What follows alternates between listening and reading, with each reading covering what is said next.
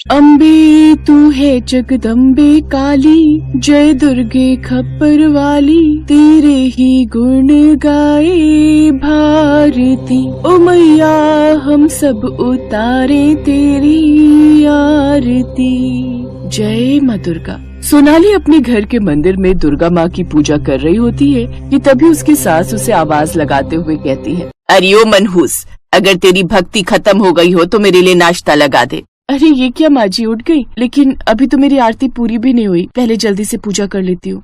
सोनाली फिर से पूजा पाठ में जुट जाती है, फिर जल्दी से रसोई में जाकर अपनी सास के लिए नाश्ता लगाती है। ये लीजिए माँ जी आपका नाश्ता।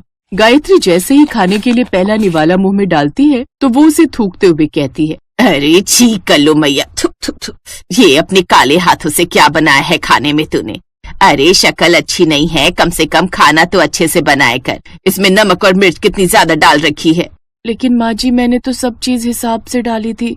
गुस्से में गायत्री उठती है और उसके दोनों हाथों को मरोड़ते हुए कहती है, मैंने कहा था ना, जब भी तू खाना बनाए अपने इन काले हाथों में ग्लव्स पहन कर रखा कर। तेरे इन काले हाथों से बना खाना हमें पसंद नहीं। अब मुझे छोड़ दीजिए माँ जी, जल्दी मैं भूल गई। अब मेरे हाथों में बहुत दर्द हो रहा है। दादी दादी दादी छोड़ दो माँ को। ए हट यहाँ से, और तू अभी के अभी यहाँ से जा और हाथों में ग्लव्स पहनकर फिर से नाश्ता बना कर ला। सोनाली रोते हुए रसोई में चली जाती है और फिर से नाश्ता बनाने लगती है। तभी मनोहर गायत्री से, क्या भाग्यवान, क्यों तुम उस बेचारी के पीछे हाथ धोकर पड़ी रहती हो? अब उसका रंग ऐसा है तो इसमें इसकी क्या गलती? तुम तो चुप ही रहो जी, अच्छे से जानती हूँ सब गलती तुम्हारी है। ना तो तुम अपने उस मरे हुए दोस्त को वचन देते और ना ही उसकी ये कल्लो बेटी हमारे घर आती। कुछ देर बाद गायत्री का छोटा बेटा रोहन आता है। तब तक सोनाली भी ग्लव्स पहनकर नाश्ता बनाकर ले आती है।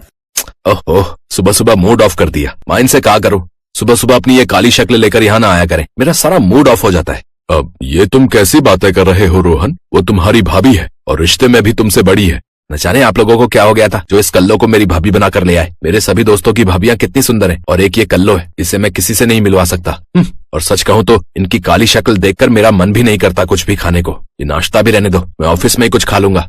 ये कहकर रोहन बिना खाना खाए ही वहाँ से चला गया। अपने बेटे को ऐसे जाता देखकर गायत्री बोली, क्यों री कल्लू मैया, मिल गई तेरे कलेजे को ठंडक। मेरा बेटा भूखा गया है ऑफिस, तेरी शक्ल देखकर वो नाश्ता तक नहीं कर पाया। अरे जा अब अपनी काली शक्ल लेकर यहाँ से चली जा। गायत्री की ऐसी बातें सुनते हुए सलोनी अपने कमरे में जाती है और दुर्गा माँ की मूर्ति के आगे फूट फूट कर रोने लगती है। माँ मेरा रंग काला है तो इसमें मेरा क्या कसूर है? आखिर क्यों सब मुझे भला बुरा सुनाते रहते हैं? आपने क्यों मुझे इतना काला बनाया? मेरे रंग की वजह से घर में मेरी कोई वैल्यू नहीं है। ऐसे ही अपने काले रंग की वजह से बेचारी सलोनी को रोजाना अपनी सास और देवर के ताने सुनने पड़ते थे। कुछ समय बाद गायत्री के छोटे बेटे की भी शादी हो गई। वो उसके लिए सुंदर सी दुल्हन लेकर आई। अब गायत्री अपनी गोरी बहू से कोई भी काम नहीं लेती और सब काम सलोनी से ही करवाती। आलू मटर की सब्जी बन गई, अब जल्दी से रोटी लगा लेती हूँ। कुछ रोटियां बनाने के बाद दरवाजे की घंटी बजती है। घंटी की आवाज सुनकर सोफे पर अपनी गोरी बहू के साथ बैठकर टीवी देखती हुई गायत्री सलोनी को आवाज देते हुए कहती है, अरे ओ कल्लो, कहाँ मर गई? घंटी की आवाज सुनाई नहीं देती क्या तुझे? जा जाकर दरवाजा खोल, दूध वाला आया होगा। सलोनी जैसे ही दरवाजा खोलने जाती है तो पीछे से गैस पर रखी रोटी जल जाती है। जलने की महक से गायत्री रसोई में जाती है। सत्यानाश, इससे एक काम ढंग से नहीं होता। क्या करूं मैं इसका? मुफ्त का राशन तोड़ रही है, ऊपर से अपनी शक्ल की रोटियां बना रही है काली काली। तू न मेरा नुकसान पर नुकसान करवा रही है। तेरी शक्ल तो मुझे वैसे भी पसंद नहीं थी, ऊपर से अब तेरी हरकतें भी ऐसी हैं। मैं तुझे अब इस घर में और नहीं रहने दे सकती। गायत्री गुस्से में सलोनी के बाल पकड़ती है और उसे घसीटते हुए बाहर ले जाती है। बाजी बाजी आप क्या कर रही है? छोड़िए ना बाजी, मुझे छोड़ दीजिए। बाजी मुझे घर से मत निकालिए। बाजी मैं इस घर को छोड़कर कहाँ जाऊंगी? इसके अलावा मेरा और कोई ठिकाना नहीं है।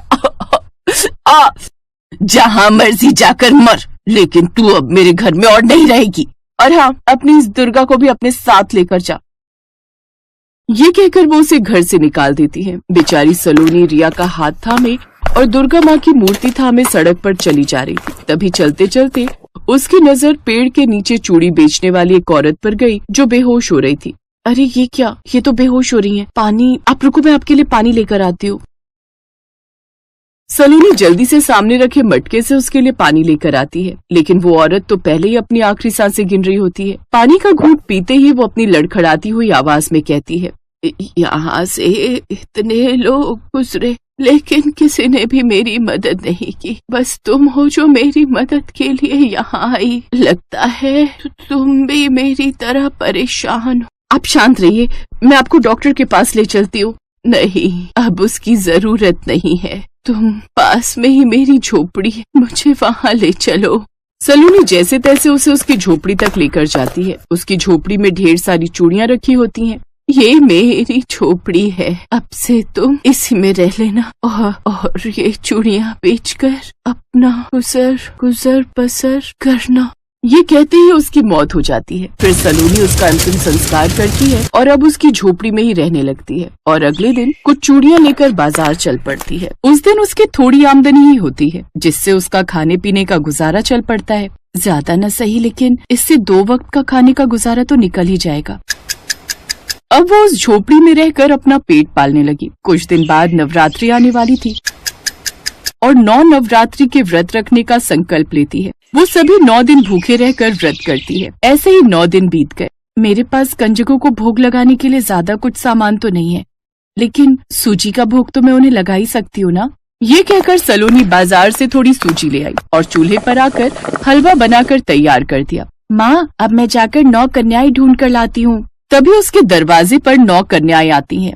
अगर आप बुरा ना माने तो क्या हम कंजक खाने आ सकती हैं? आपके यहाँ से प्रसाद की बड़ी अच्छी खुशबू आ रही है।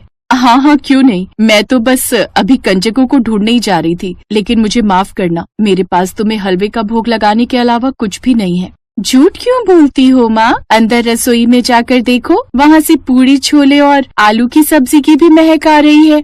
सलोनी रसोई में गई तो सचमुच वहाँ पर हलवे के साथ साथ पूरी, छोले और आलू की सब्जी भी रखी हुई थी। ये देख सलोनी हैरान रह गई और इसे माँ दुर्गा का चमत्कार मानकर वो भोग उन कंजकों को लगाया। भोग बहुत स्वादिष्ट था। माता रानी की कृपा तुम पर सदा बरसती रहे। फिर जैसे ही वो जाने लगी तो उनके पैरों की छाप सलोनी की झोपड़ी में पड़ने लगी। ये देख सलोनी हैरान रह गई। उसे समझते देर नहीं लगी कि ये उसकी 9 देवियां ही हैं। वो रोते हुए उनके पैरों में गिर गई। माँ, मैं जानती हूँ ये आप हो माँ, मुझे दर्शन दो माँ, इस अभागन को दर्शन दो माँ। उसके इतना कहते ही वो सभी देवियां अपने असली रूप में आ गई। ये देख सलोनी हाथ जोड़कर खड़ी हो जाती है। सलोनी, तुम हमारी प्रिय भक्त हो, तो हमें तो तुम्हारे हाथ का बना भोग खाने आना ही था। आपके दर्शन पाकर तो मेरा जीवन सफल हो गया माँ, मैं धन्य हो गई। सलोनी, हम सबका आशीर्वाद तुम पर हमेशा बना रहेगा। अब से तुम्हें किसी चीज की कोई कमी नहीं होगी। इतना कहते ही उसकी छोटी सी झोपड़ी बड़े से घर में बदल जाती है और ढेर सारे सोने की मोहरों का ढेर वहाँ लग जाता है। तो वहीं दूसरी तरफ गायत्री के घर में शॉर्ट सर्किट होने की वजह से उसके पूरे घर में आग लग जाती है और उनका सब कुछ जलकर खाक हो जाता है। अब वो सब सड़क पर आ जाते हैं। तो वहीं सलोनी अपनी बेटी के साथ खुशी खुशी अपना जीवन यापन करती है। स्वामी, जब मैं पृथ्वीलोक पर बच्चों को स्कूल जाते देखती हूँ ना, तो मेरा भी बड़ा मन करता है कि मैं भी स्कूल जाऊं, मुझे भी कोई अध्यापिका पढ़ाए, मेरी भी स्कूल में सहेलियां हो जिनके साथ मैं खेल सकूं। कितना अच्छा लगता है ना सब बच्चों को स्कूल जाता देख। काश मैं भी ये अनुभव कर पाती। शिव जी ने मुस्कुराते हुए कहा, देवी, आप तो स्वयं ही शिक्षा की देवी हैं, फिर आपको स्कूल जाने की क्या आवश्यकता? और फिर भी आपकी इतनी इच्छा है तो इसमें सोचना क्या देवी? आलमपुर गांव में मनोज और संध्या नाम के पति पत्नी रहते थे। उनके परिवार में उनके 5 साल के 2 जुड़वा बेटे अमित और सुमित और एक बूढ़ी माँ जानकी थी। मनोज एक लकड़हारा था। वो लकड़ियां काटकर अपना और अपने परिवार का पेट पालता था। मनोज और संध्या दोनों ही माँ दुर्गा के बहुत बड़े भक्त थे। वो हर रोज दुर्गा माँ की पूजा करते थे। मनोज के 2 बेटे थे, लेकिन उसकी हमेशा से बड़ी चाहत थी कि उसकी भी दुर्गा माँ जैसी एक प्यारी सी बेटी हो। लेकिन 2 बेटों के बाद संध्या को गर्भ धारण में बड़ी दिक्कतें आ रही थीं, जिस वजह से वो फिर से मां नहीं बन पा रही थी। फिर एक रोज मनोज जंगल में जब पेड़ से लकड़ियां काटने लगा तो उसे उस पेड़ के खोखल से एक बच्ची के रोने की आवाज आई। उसने पेड़ के खोखल में देखा तो उसमें एक नवजात बच्ची रो रही थी। अरे ये बच्ची इस पेड़ में कहाँ से आई? मनोज ने झट से उस बच्ची को गोद में उठाया और उसे अपने साथ घर ले आया। ये तो बड़ी ही प्यारी बच्ची है जी, ये तो साक्षात माँ दुर्गा का हम पर आशीर्वाद है। माँ, अब तो हमारी भी छोटी बहन आ गई। अब बताऊंगा मैं उस चिंटू को, बड़ा घमंड करता था ना अपनी बहन को लेकर। बिटिया के घर आने से सब बहुत खुश थे। अगर कोई नाखुश था तो वो थी संध्या की सास जानकी। ना जाने किसका पाप किसका बोझ उठा लाया मेरा बेटा। बेटी की चाह में तो ये बाबला ही हो गया है। ऐसा क्यों कहती हो माँ? ये तो स्वयं माँ दुर्गा हमारे घर आई हैं। देखो तो कितनी प्यारी सूरत है इसकी, कितना तेज है इसके चेहरे पर। ऐसा लगता है ये साक्षात माँ दुर्गा ही है। बिल्कुल ठीक कहा जी, इसलिए अब हम अपनी बिटिया का नाम अंबिका रखेंगे। अंबिका को घर में सब बहुत प्यार करते। उसके घर में आने से एक अलग ही रौनक रहती थी, लेकिन जानकी उसे हमेशा भला बुरा ही कहती रहती थी। ना जाने किसका खून है ये, जात पात कुछ नहीं पता और बस उठा लाया। एक तो वैसे ही मेरे बेटे पर पूरे परिवार का पेट पालने का भार और अब ऊपर से इस बेटी का बोझ। धीरे धीरे समय बीता और अंबिका 5 साल की हो गई। उसके दोनों भाई अमित सुमित गांव के ही स्कूल में पढ़ते थे। उन्हें देख अंबिका का भी बड़ा मन करता कि वो भी स्कूल जाए। फिर एक रोज वो अपने बाबा से कहती है, बाबा मुझे भी स्कूल जाना है, मैं भी पढ़ना चाहती हूँ। लेकिन मेरी बच्ची। क्या हुआ बाबा? लेकिन ये कि हमारे पास इतने पैसे नहीं हैं कि मेरा बेटा तुम तीनों के स्कूल का खर्चा पानी उठा सके। अरे जानती भी है स्कूल की वर्दी, किताबें, जूते, इन सब में कितना खर्च आता है। और वैसे भी तुझे तो कल को पराए घर ही जाना है। फिर तू क्या करेगी पढ़ लिख कर? घर गृहस्थी के काम सीख तू तो बस। दादी की बातें सुनकर अंबिका उदास हो जाती है। फिर संध्या अपने कानों की बालियां बेचकर उसका एडमिशन स्कूल में करवा देती है और उसके लिए किताबें और वर्दी खरीदती है।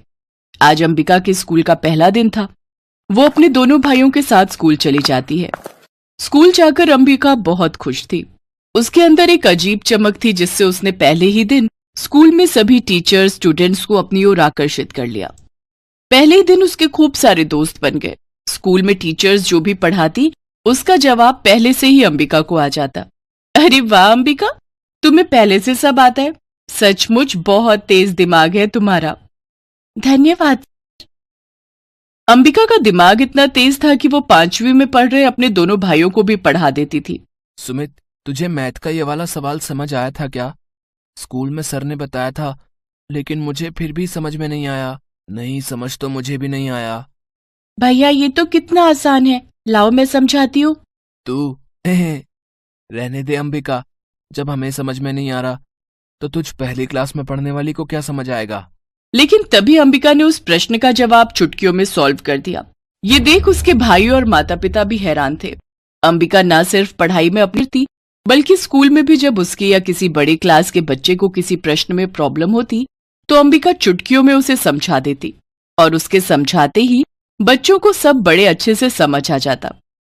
पढ़ाई के साथ साथ अंबिका अपने दोस्तों के साथ बैठकर लंच करती और प्लेग्राउंड में जाकर खूब खेलती। ऐसे ही समय बीता। फिर एक दिन स्कूल में, भागो भागो, स्कूल की पहली मंजिल में आग लग गई है, जल्दी करो। स्कूल के सभी टीचर और स्टूडेंट्स भागकर प्लेग्राउंड में आ गए। स्कूल में लगी आग की खबर मिलते ही मनोज, संध्या और जानकी समेत गांव के और लोग भी आ गए। अंबिका मेरी बच्ची तू ठीक तो है ना? हाँ माँ। अमित और सुमित कहाँ हैं? तभी उनकी क्लास का एक लड़का बोला, अमित और सुमित तो बाथरूम गए थे और लगता है वो वहीं आग में फंस गए हैं। क्या? हे माता रानी, हे माँ दुर्गा, मेरे बच्चों की रक्षा कर। ये सुनते ही अंबिका भागते हुए आग की लपटों के बीच से होकर स्कूल के अंदर चली गई। अंबिका, अंबिका मेरी बच्ची। अंबिका रुक जा मेरी बेटी। कुछ देर बाद अंबिका अमित और सुमित के साथ आग की लपटों के बीच चली आ रही थी, लेकिन सभी ये देखकर हैरान थे कि इतनी आग के अंदर चलने पर भी वो जल नहीं रहे थे और उनके शरीर पर एक खरोच तक नहीं थी। बच्चों ठीक तो हो ना तुम? अंबिका तुझे किसने कहा था आग के अंदर जाने को? अगर तुझे कुछ हो जाता तो? माँ आपने ही तो कहा था मुझे उनकी रक्षा करने के लिए। ये बात सुनते ही संध्या को अपनी कही बात याद आती है। लेकिन मैंने तो माँ दुर्गा से, इसका मतलब उसके इतना कहते ही अंबिका मुस्कुराती है और माँ दुर्गा के अवतार में आ जाती है। सभी लोग हाथ जोड़कर उनके सामने खड़े हो जाते हैं। जय माँ दुर्गा, जय माँ दुर्गा। हाँ संध्या, मैं ही तुम्हारी बेटी अंबिका हूँ और मैं ही तुम्हारी माँ दुर्गा भी। इसके बाद माँ दुर्गा ने उन्हें सारी बात बताई कि कैसे उन्होंने शिवजी से धरती लोक पर आने की बात कही और कैसे वो बाल कन्या के रूप में उस पेड़ में आई और फिर उनके घर। आपको अपनी बेटी के रूप में पाकर हम तो धन्य हो गए माँ, हम धन्य हो गए।